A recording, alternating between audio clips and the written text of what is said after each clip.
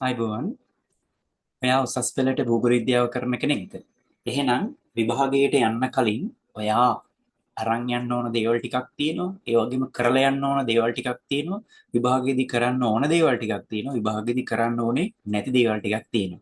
ඉතින් විභාගයට යන්න කලින් ජියෝග්‍රැෆි පේපර් එකට සූදානම් වෙන්න සහ පෙර සූදානමක් අරගන්න දේවල් ටිකක් මම පැහැදිලි කරනවා. මම හිතුණා මේක ඔයාලට ගොඩක් වැදගත් වෙයි කියලා.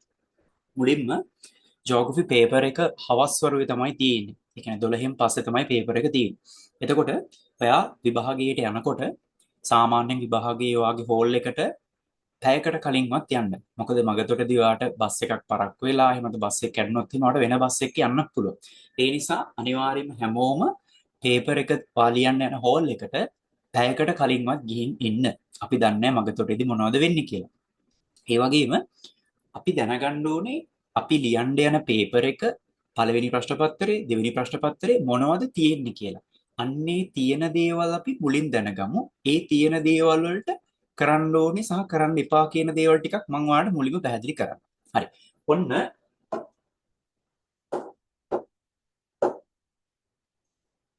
පළවෙනි දවසේ ඉස්සෝරිම ඔයාලට තියෙන්නේ පළවෙනි ප්‍රශ්න පත්‍රය. ඒකට ප්‍රැක්ටිකල් පේපර් එක කියලා කියනවනේ. ප්‍රැක්ටිකල් පේපර් එකේ ඔයාලා දැනගන්න ඕන ප්‍රධානම දේ තමයි ඒකේ තියෙනවා අපිට පැය 3ක් විනාඩි 180ක් තියෙනවා. ඊට අමතරව අතිරේක කියවීමේ කාලෙකුත් තියෙනවා. අතිරේක කියවීමේ කාලේ අතිරේක කියවීමේ කාලෙම තමයි. ඒ කියන්නේ ඒක ප්‍රශ්න තෝරගන්න තමයි පාවිච්චි කරන්න ඕනේ. තේරුණාද? ඒ නිසා ඔයාට විනාඩි 180ක් හම් වෙනවා. සාමාන්‍යයෙන් පළවෙනි ප්‍රශ්න පත්‍රයට වෙලාව මදි වෙන්නේ නැහැ. වරද්දකනවා නැවත ප්‍රශ්නයක් කරන්න ගත්තොත් හැර ඔයාට වෙලාව මදි වෙන්නේ නැහැ පළවෙනි ප්‍රශ්න පත්‍රයට. පළවෙනි ප්‍රශ්න පත්‍රය ඔයාට කෙටියෙන් මතක් කරොත් එහෙම මේකට ඔයාලා ලකුණු 100ක් හම්බ වෙනවා පැය 3ක පේපර් එකක් මේක. මේකේ තියෙනවා කොටස් 3ක්. එක කොටස, දෙක කොටස සහ තුන කොටස කියලා. කොටස් 3ක් තියෙනවා. ඔය කොටස් තුනෙන් එක කොටස අනිවාර්යෙන්ම කරන්න ඕනේ, දෙක කොටස අනිවාර්යෙන් කරන්න ඕනේ. තුන්වෙනි එකේ ඒ කොටස අනිවාර්යෙන් කරන්න ඕනේ. හැබැයි ඒකේ තියෙන ප්‍රශ්න තෝරගන්න පුළුවන් ප්‍රශ්න තමයි තියෙන්නේ. පළවෙනි කොටස ගත්තොත් එහෙම පළවෙනි කොටසේ MCQ ප්‍රශ්න 40ක් තියෙනවා. MCQ ප්‍රශ්න 40ක් තියෙනවා. එකකට එක ගානේ ලකුණු 40ක් ඔයාලට ලැබෙනවා. එතකොට MCQ ප්‍රශ්න පත්‍රයේ කරද්දී MCQ ප්‍රශ්න පත්‍රයේදී මුලින්ම ඔයා අනිවාර්යෙන්ම හොඳට ප්‍රශ්න කියවන්න ඕනේ. හොඳට ප්‍රශ්න කියවන්න ඕනේ. ප්‍රශ්න කියවලා නිවැරදිව ඒවා අවබෝධ කරගන්න ඕනේ. මුලින්ම MCQ ප්‍රශ්න පත්‍රයේ පොඩි ස්ට්‍රක්චර් එකක් තියෙනවා. 1 ඉඳලා 10 දක්වා සාමාන්‍යයෙන් ප්‍රශ්න තියෙන්නේ ප්‍රායෝගික භූගෝල විද්‍යාවේ ප්‍රැක්ටිකල් ජියෝග්‍රැෆි වලින්. ඒ ටික කලබලයට වරද්ද ගන්න එපා. ගොඩක් ළමයි ඒක ප්‍රැක්ටිකල් ජියෝග්‍රැෆි පටන් ගන්නකොට වරද්ද ගන්නවා. මොකද ඉස්සෝරින්ම කරන ටික නෙමේ ටික. ඒ නිසා කලබල නැතුව ඒ ටික කියවන්න ඕනේ. එතකොට මේ පළවෙනි ප්‍රශ්න 10ට අඩංගු වෙන්නේ සිතියම් පාඩම, මෙට්‍රික් සිතියම් පාඩම, නවීන සිතියම් විද්‍යාව, ඒ කියන්නේ GS GPS RS පාඩම, ඊට අමතරව ප්‍රස්ථාර පාඩම, සංඛ්‍යාන පාඩම. ඔය පාඩම් ටික පාඩම් 4යි ප්‍රධාන වශයෙන් තියෙන ප්‍රායෝගික භූගෝල විද්‍යාව, ඒ ටික හොඳට බලන් යන්න ඕනේ. හොඳට අවබෝධයෙන් කියවන්න ඕනේ. ලේසි ප්‍රශ්න ටිකක් එන්න පුළුවන්. සමහරවිට හිතලා ගහන ඒවා එන්නත් පුළුවන්. සාමාන්‍ය දැනීමෙන් ගහන ඒවාත් එන්න පුළුවන්. කොහොම හරි හොඳට පාඩම් කරන් යන්න අවබෝධයෙන් ඒ ටික ගහන්න. ඊට පස්සේ 11 වෙනි ප්‍රශ්නේ ඉඳලා 25 වෙනි ප්‍රශ්නේ දක්වා ප්‍රශ්න 15ක් තියෙනවා. ඒකේ තියෙන්නේ භෞතික භූගෝල විද්‍යාව ප්‍රශ්න. ඒ කියන්නේ ෆිසිකල් ජියෝග්‍රැෆි ප්‍රශ්න. 12 වසර සහ 13 වසර භෞතික භූගෝල විද්‍යාවේ ප්‍රශ්න තමයි එතන තියෙන්නේ. ඉතින් ඒ ටිකත් හොඳට කියවන්න ඕනේ. කලබල වෙන්න එපා.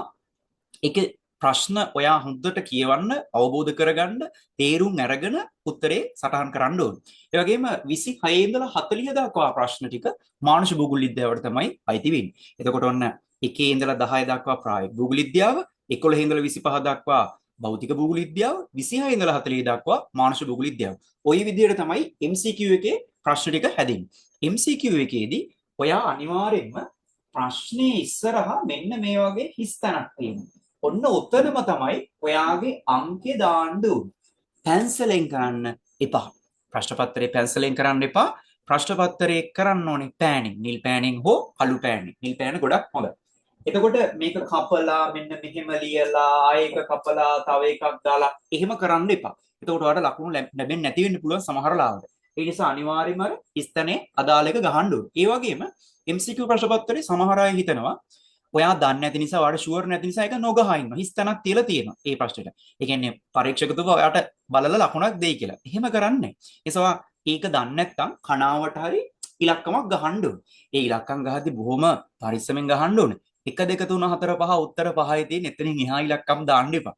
තේරෙනවද? ඒ නිසා ඔන්න අදාළ ඉලක්කම අදාළ පිළිතුරේ ඉලක්කම මෙන්න මෙතන ලියන්න ඕන. ඒ නිසා කරලා ඉවරලා MCQ ප්‍රශ්න පත්‍රේ බලන්න ඔයා මේ වගේ ඉලක්කම් 40ක්ම ගැහුවද කියලා.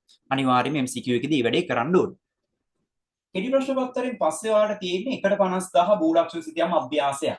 ලකුණු 20ක අනිවාර්ය ප්‍රශ්නයක් මේක. මේකෙදි ඔයාට කරන්න විදියක් තියෙනවා. ඒ තමයි ඔයාට වර්ණ සිතියමක් හම්බ වෙනවා. ඒ වගේම ඔයාගේ ප්‍රශ්න පත්‍රයේ ඒකට අදාළ ප්‍රශ්න 7ක් 8ක් 9ක් සමහර අවස්ථාවල ලැබෙන්න පුළුවන්. ඒ ප්‍රශ්න 9ට තමයි ලකුණු 20 හම්බ වෙන්නේ. ඒතර වර්ණ සිතියම දිහා බලාගෙන තමයි පුතේ ඔයාට මේකට උත්තර ලියන්න වෙන්නේ. එතකොට ඔයා කරන්න ඕන දේවල් ටිකක් තියෙනවා. මෙන්න මේ උපදෙස් පිළිබදින්න. ඒ තමයි මුලින්ම ප්‍රශ්න කියවන්න නැතුව පුළුවන් නම් 1.50,000 වර්ණ සිතියම හම්බුනාට පස්සේ විනාඩියක් දෙකක් අරගෙන සිතියම් පොඩ්ඩක් අධ්‍යයනය කරන්න. කොහෙද තියෙන්නේ මේකේ ABC තියනවද, කොටු මොනවද, ගඟක්ද, තනිතලාවක්ද, කන්දක්ද ඇවිල්ලා තියෙන්නේ මොනවද තියෙන්නේ? ලාවට නිකන් විනාඩි දෙකක් විතර අරගෙන සිතියම් පොඩ්ඩක් ස්ටඩි කරන්න. ඒකේ රතු පාටි ලොකු ප්‍රදේශයක් tie සමහර ලාවට. එතකොට ආට අයිඩියා එකක් හරි. මේක තනිතලාවක්. මෙන්න මේ ප්‍රදේශයේ කඳුකර ප්‍රදේශ කියලා අදහසක් ගන්න පුළුවන්. විනාඩි දෙකක් අරන් හොද්දට වර්ණ සිතියම දිහා බලන්න හැමෝම. ඊට පස්සේ අභ්‍යාස කරන්න පටන් ගන්නකොට දැන් ඔයා හොඳට උපදෙස් කියවන්න මොකද්ද කරන්න තියෙන්නේ කියලා. පළවෙනි උපදෙස් ටික කියවලා ඒ උපදෙස් ඇතුලේ තියෙනවා මීටර් මෙච්චර උසකින් උසට තමයි සමෝච්ච රේඛාව විහිදෙන්නේ. මෙන්න මේ ප්‍රදේශ සිතියමක් මේක කියලා එහෙමත් තියෙන නිසා උපදෙස් ටික මුලින් කියවන්න ඕනේ. ඊට පස්සේ ප්‍රශ්න එකින් එක හොඳට කියවන්න ඕනේ. ගොඩක් වෙලාවට එක්කෝ එන්නේ විභාගයට තනිතලාවක වර්ණ සිතියමක්, එක්කෝ කඳුකර ප්‍රදේශයක සිතියමක්, එහෙම නැත්නම් විරලාශිත එකක්. හරි. ඒ නිසා ඒ මොකක් ආවත් ඒකට අදාළ පිළිතුරේ වා ලියන්න ඕනේ. එතකොට ඒකෙදි වා 1.50,000ට සූදානම් වෙනකොට පුතේ අනිවාර්යෙන්ම දරුවෝ ඔයා හොඳට සූචකේ බලන් යන්න ඕනේ. සූචකේ වාට හොඳට පුළුවන් නම් වාට ලකුණු 7ක් 8ක් අනිවාර්යෙන් ෂුවර් ඒ ලකුණු 20. ඒ නිසා අනිවාර්යෙන්ම හැමෝම වැඩි වශයෙන් සූචකේ දිහා බලන් යන්න. ඊට අමතරව කඳුකර ප්‍රදේශයක් හෝ තනිතලාවක් ඕන එකක් ආවොත් එහෙම අර භෞතික ලක්ෂණ ටිකක් එහෙම බලන් යන්න. රූප සටහන් ඇඳලා අපි මෙන්න මේක සමෝච්ච රේඛාවල මෙහිම තියෙන්නේ මේක මේ බෑවුම කියලා අපි දාගෙන තියෙනවානේ. අන්න ඒ ටික හොඳට ස්ටඩි කරලා යන්න. විශේෂයෙන්ම සූචකයේ සහ භූලක්ෂණ සිතියම් භූලක්ෂණ ටික හොඳට බලන් යන්න ලොකු ලකුණක් වැඩි කරගන්න පුළුවන්. හරස්කඩ නිර්මාණය කරන්න බලන් යන්න. ඒ වගේම 1.50,000 සිතියම එක කොටුවක් දීලා ඒක දෙගුණකින් ලොකු කරන්න දෙන්න පුළුවන්. එහෙම නැත්නම් 1.25,000කින් මේක අඳින්න කියලා කියන්න පුළුවන්. එහෙම ඇඳපුවාම ලොකු කරලා කොටුවේ යටින් පරිමාණය දාන්න ඕනේ. දිගපළ දෙපැත්තේ දාන්න ඕනේ. මතක් කරලා මේ දේවල් අභ්‍යාස පන්ති වල කියලා දීපු විදියට හරියට කරන්න ඕනේ. ඒ නිසා මේක හොඳින් ලකුණු වැඩි කරගන්න නම් සූචකේ බලාගන්න කරපු අභ්‍යාස නැවත නැවත බලාගෙන යන්න වාර ලකුණු 20 ගන්න පුළුවන්. මැප් මාකින් සිතියම් ලකුණු කිරීමේ අභ්‍යාස ඔයාට හම්බ වෙනවා තැන් 10ක් අනිවාර්ය ප්‍රශ්නයක් ඒක. ඒකෙදි ඔයා මේ වෙනකන් ඔයා පන්තිවල මාක් කරපු ලෝක සිතියම් ලකුණු කිරීමට අදාළ කඳු ටික බලන් යන්න, ගංගා ටික බලන් යන්න, සමුද්‍ර සංධි බලන් යන්න, කාන්තාර ටික බලන් යන්න. හරිද? මේ වගේ බොක්කු තුඩු ඒව ඔක්කොම බලන් යන්න. ඒතකොට ඒ ටික බලාගෙන ගියාට පස්සේ ඒකෙන් අනිවාර්යෙන් 7ක් 8ක් ඔයාගේ හරියනවාම. ඒ කියන්නේ ගංගා සිතියමක් ඔයා ලෝකෙන් මාක් කරපු ගංගා ටික ඔයා බලාගෙන ගිහිල්ලා ඕකෙන් එක ගඟයි යහන්නේ. හරිද? එතකොට ඒක ඔයා බලාගෙන ගියොත් එහෙම ඔයාට අනිවාර්යෙන්ම ඒ ටික හරියනවා. ඒ එකක් හරියනවා. ඒ නිසා ඔයාට සමහර ලාවට මේ සිතියම් ලකුණු කිරීමේ එකක් හෝ දෙකක් සමහරවට සාමාන්‍ය දැනීමෙන් අහන්න පුළුවන්, කාලීන තොරතුරුලින් අහන්න පුළුවන්. ඒක ගැනට වඩා ඔයා ඉගෙනගෙන තියෙන දේවල් වල සිලබස් එකේ හම්බෙච්ච තැන් ටිකවා හොන්දට බලන් යන්න. ඒ ලකුණු වට ඊට අමතරව ඔයාට ඒ දවසේ අර හම්බෙන කලාතුරකින් ප්‍රාදේශීය වශයෙන් එහෙම නැත්නම් කාලීන වශයෙන් අහන එකත් හරියන්න පුළුවන්. ඒකට වඩා ඔයා අර අට ගැන අවධානය යොමු කරන්න. එතකොට ඔයාලට සිතියම් ලකුණු කිරීමේ අභ්‍යාසය නිවැරදිව කරන්න පුළුවන්. ඒ වගේම සිතියම් ලකුණු කිරීමේ අභ්‍යාසෙදී ඔයා අනිවාර්යෙන්ම සම්මත වර්ණ සංකේත යොදන්න ඕන. ඊතල ගහලා කිසිම කෙනෙක් තැනක් ලකුණු කරන්න එපා. ඒක සම්මත නීතියක් නෙවෙයි. ඒ නිසා හරියට නම් කරන්න සම්මත වර්ණයක් තිබ්බොත් භාගයයි ලකුණු, තැන හරි ගියොත් භාගයයි ලකුණු. භාග එකතු වෙලා තමයි එක ලකුණක් හැදෙන්නේ. තැන හරි ගියාට හරියන්නේ සම්මත වර්ණ සංකේතය නැත්තම් ලකුණු භාගයක් කැපෙනවා. සම්මත වර්ණ සංකේතය තියෙන්නත් ඕනේ, තැන හරියන්නත් ඕනේ. එහෙම වුණොත් ඔයාට ලකුණු 10 ගන්න පුළුවන්. එතකොට MCQ එකට ලකුණු 40ක් අනිවාර්යයි, 1.50,000 ලකුණු 40ක් අනිවාර්යයි, මැප් මාකින් එකට ලකුණු 10ක් අනිවාර්යයි. එතකොට ලකුණු 70ක් වැඩියෙන් මහන්සි වෙලා යන්න ඔය ලකුණු 70ට ප්‍රැක්ටිකල් පේපර් එකේ ෆස්ට් පේපර් එකේ තුන්වෙනි කොටසේ ප්‍රශ්න හතරක් තියෙනවා. ලියන ප්‍රශ්න හතරක් තියෙනවා. සාමාන්‍යයෙන් එක ප්‍රශ්නක උපකොටස් තියෙනවා හතරක්. සමහර ලාවට ඒක පහක් වෙන්න පුළුවන්, තුනක් වෙන්න පුළුවන්. කොහොමත් කොහොම තිබ්බත් ප්‍රශ්න හතරයි තියෙන්නේ. ඒ ප්‍රශ්න හතර තේමා සිතියම් ගැන අහන්න පුළුවන් එක ප්‍රශ්නයක්. සංඛ්‍යානේ ගාණක් හදන්න පුළුවන්. එහෙම නැත්නම් සංඛ්‍යානේ මොනවද අහන්න පුළුවන්. දත්ත කියන්නේ මොනවද? මේ වගේ ප්‍රශ්නයක් ලියන ප්‍රශ්නයක් අහන්න පුළුවන්. ප්‍රස්තාරයක් අඳින්න එන්න පුළුවන්. ඒ වගේම GIS GPS RS පාඩමේ ලියන ප්‍රශ්නයක් එන්න පුළුවන්. දෙකක් තුනක් අමුණලා එකක් විදියට අහන්න පුළුවන්. හරි. එතකොට ඒ වගේ ඔයාට ඒ දවසට වැඩිම ලකුණක් ගන්න පුළුවන් ප්‍රශ්න දෙක ඔයා තෝරගන්නවා. ඒක ඔයා තීරණය කරන්න 0.5ක් හරි වැඩියෙන් ගන්න පුළුවන් එක තමයි ඔයා තෝරගන්න ඕනේ. ඒ වගේ ප්‍රශ්න දෙකක් කරනවා ඔයා. ඒ ප්‍රශ්න දෙකට ඔයාට 15 දෙකක් හම්බ වෙන ලකුණු 30යි, අතන 70යි. ඔයාට ලකුණු 100 හම්බ වෙනවා. මේ ප්‍රශ්නේදී ඔයා තෝරගද්දි හොඳට මතක තියාගන්න ප්‍රස්තාර අඳිනකොට අනිවාර්යෙන්ම සූචකයක් අවශ්‍ය නම් සූචකේ දාන්න ඕනේ. මාතෘකාව ලියන්න ඕනේ. මාතෘකාවට යටින් ඉර ගහන්න ඕනේ. අක්ෂ දෙක XY අක්ෂ දෙක හරියට නම් කරන්න ඕනේ. පරිමාණය දාන්න ඕනේ. මූලාශ්‍ර දාන්න ඕනේ. ප්‍රස්තාර වර්ගේ දාන්න ඕනේ. වටේ රාමුවක් පුළුවන් නම් ඒකත් අඳින්න. පිරිසිදුකම වැදගත්, පිළිවෙල වැදගත්. ඒ ඔක්කොම ලස්සන කරන්න ඕනේ. තේරුණාද? ඒ වගේම සංඛ්‍යාන ගාණන් හදද්දි සූත්‍ර ලියද්දි ඒව නිවැරදි ආකාරයෙන් කරන්න. GS GPS වලින් ප්‍රශ්න වලට උත්තර ලියද්දි පටල ගන්න එපා. මේ දේවල් හරිම උත්තරේ හොඳට කියවලා තේරුම් අරන් ලියන්න. අනිත් එක තමයි ලියන ප්‍රශ්න පත්‍රයේ සෙකන්ඩ් පේපර් එකේ තියෙන ලකුණු 20ක ගාන වගේ නෙවෙයි මෙතන ලකුණු 15ක් තියෙනවා. සමහර ලාවට ඊට වඩා ප්‍රමාණය අඩුයි. හැබැයි අපිට ලකුණු ඔක්කොම ගන්න පුළුවන් සාමාන්‍යයෙන් මේ ලකුණු 15 ඇතුළට. ඒස බලන්න ඒකේ උපකොටස් වලට හම්බෙන ලකුණු ගාන දිහා. පළවෙනි රෝම ඉලක්කමට ලකුණු දෙකක් නම් හම්බෙන්නේ. ඔයා ඒකට පේජ් එකක් වගේ ලියන්න ලෑස්ති වෙන්න එපා. මොකද ලකුණු දෙකකට එච්චර කාලයක් වැය කරන එක අපරාධයක්. තේරෙනවද? ඒ නිසා හොඳට තේරුම් ගන්න මෙන්න ෆස්ට් පේපර් එක හරි ලේසි ෆස්ට් පේපර් එක හොඳට පුරුදු වෙලා යන්න, පුහුණු වෙලා යන්න. කොපි කරන්න එපා. කොපි කරන්න දෙන්නත් එපා. කොපි කරන්න යන්නත් එපා. ඔයා තනියෙන් කරන්න. ඔයාට පුළුවන් ෆස්ට් පේපර් එක ගොඩ දාගන්න. සෙකන්ඩ් පේපර් එක තවත් දවසක තියෙන්නේ. ඒ දවසේ හවස තියෙන්නේ. මේ ප්‍රශ්න පත්‍රයේ තනිකරම ලියන ප්‍රශ්න පත්‍රයක්. මේ ප්‍රශ්න පත්‍රයේ හැරෙන්නවත් වෙලාවක් නැහැ. කොටින්ම හුස්ම ගන්නවත් වෙලාවක් නැහැ. ඒක තමයි භාෂාව. එතකොට මේකටත් විනාඩි 180ක් හම්බ වෙනවා.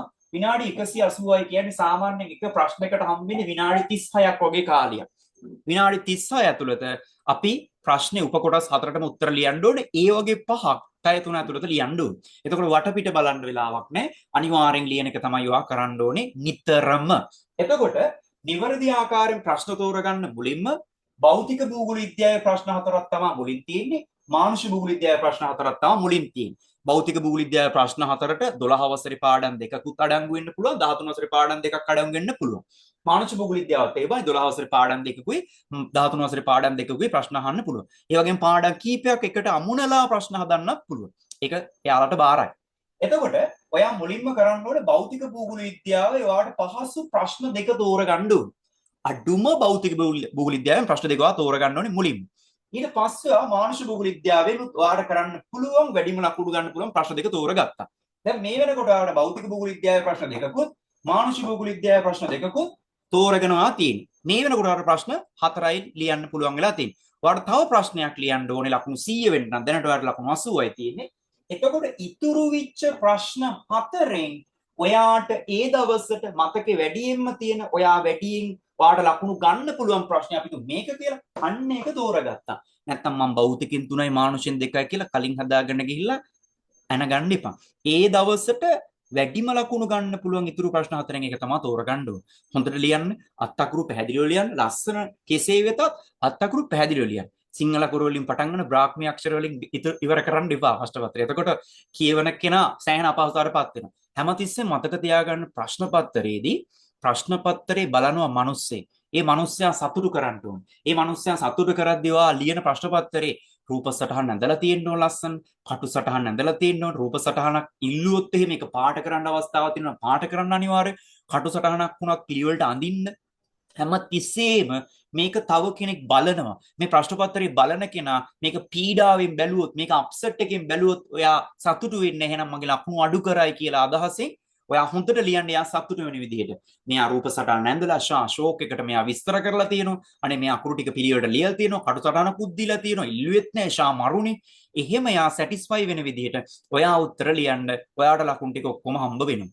කාල කළමනාකරණය කරගන්න එක ප්‍රශ්නයකට විනාඩි 40 45 වගේ ගොඩාක් වෙලාව ගත්තොත් ඔයාට අන්තිම ප්‍රශ්න වලට උත්තර ලියා ගන්න බැරි වෙනවා. ඒ නිසා හැමතිස්සෙම ප්‍රශ්න හතරටම උත්තර ලියන්න නිතරම හිතේ තියාගන්න ඒක. ඒ නිසා ඔන්න ප්‍රශ්න පත්‍රයේ ආකෘති දෙක ප්‍රශ්න පත්‍රයේ ස්ට්‍රක්චර් දෙක කියලා දුන්නා. භෞතික භූගෝල විද්‍යාව සහ මානව භූගෝල විද්‍යාවයි තියෙන්නේ සෙකන්ඩ් පේපර් එකත් ෆස්ට් පේපර් එකත්. ඒ නිසා අඩුපාඩු කරන්න එපා පුතේ. ප්‍රශ්නාංක නිවැරදිව ලියන්න. ඒව අනුමාත්‍රික අනු කොටස් නිවැරදිව ඒව නම් කරන්න.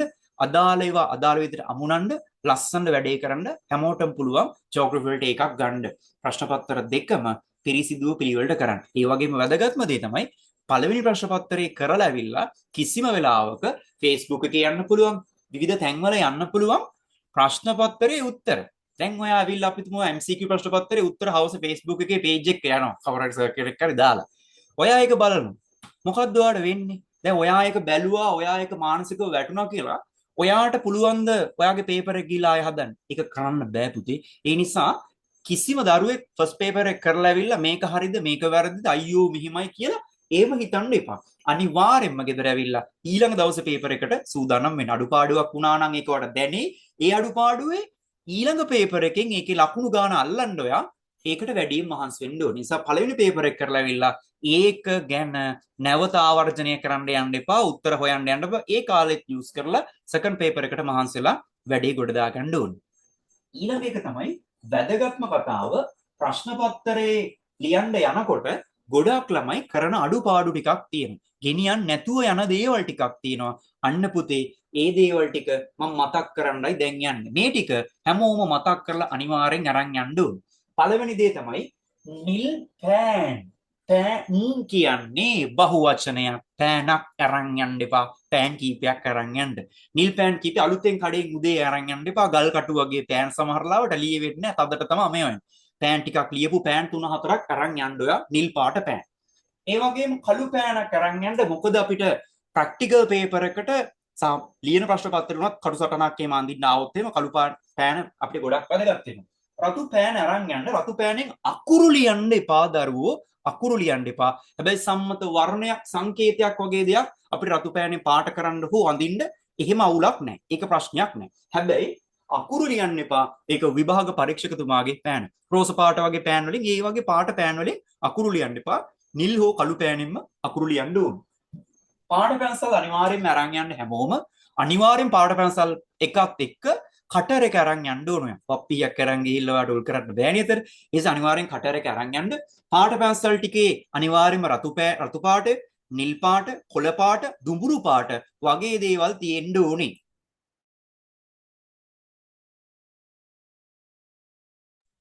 වගේ දේවල් තියෙන්න ඕනේ. ඒ වගේම මතක තියාගන්න ඔයා සාමාන්‍ය සමහර පාට පැන්සල් වල වැඩියෙන් යූස් කරන ප්‍රස්තාවවලදීම ඔයා දන්නව එක ඒ වගේ පාට දෙකක් විතර අරන් යන්න. මම විභාගයට යනකොට නම් මම දන්නවා මම සාමාන්‍ය කහ පාට වැඩියෙන් යූස් කරනවා. ඒ නිසා මම කහ පාට පැන්සල් දෙකක් අරන් ගියා. ඒ වගේම පැන්සල් පාට පැන්සල් වගේම පැන්සලක් ඔයා අරන් යන්න ඕනේ.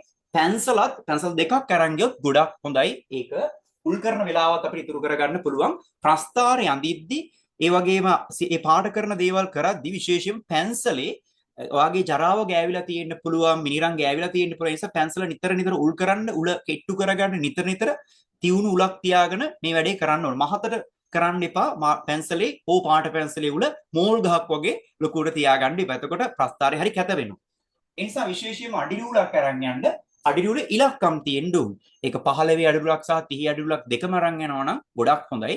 මොකද ප්‍රස්තාරයක් අඳින්න සෙන්ටිමීටර් 20ක් 25ක් විතර උඩට ගන්න ආවොත් එහෙම එකවරම අපිට 30 අඩිරි උලෙන් ගන්න පුළුවන් ඒක.